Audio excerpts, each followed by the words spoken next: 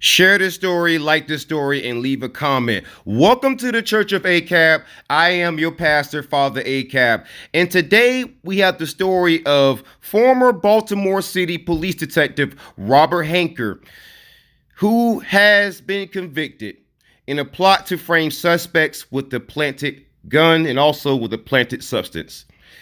This is a bad cop through and through, and there's other cops who were involved. And so we're going to get into the story of this police officer who definitely demonstrates that there are problems in Baltimore, Maryland, and that the gun task force that targeted the Baltimore Police Department may have some more work to do, because the fact that this officer and other officers were openly so corrupt tells you that the problems probably run a little bit deeper than we all realize.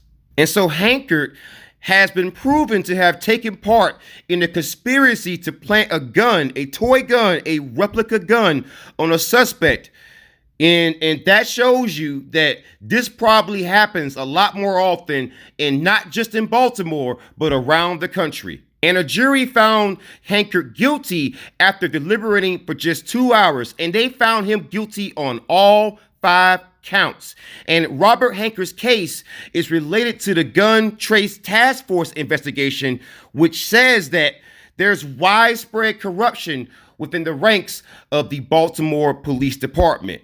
And Hanker was charged and found guilty of conspiracy to commit an offense against the U.S., conspiracy to deprive civil rights, making false declarations before a grand jury, and 2 counts of destruction, alteration, or falsification of records in a federal investigation. And so Hanker's partner, who was Detective Carmine Vignola, asked him on March 26, 2014, while he was off duty, if he had any replicas or toy guns or, airsoft or realistic looking guns.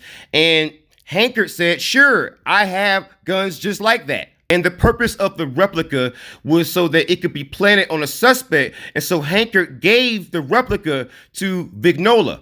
And Hanker was helping Vignola and former Sergeant Keith Gladstone, who wanted to frame a man. And Vignola and Gladstone both pleaded guilty in the incident. And Hanker was also involved in planting a substance in another person's truck to frame them as well. And he faces up to 55 years in prison. Oh well, ACAB and amen.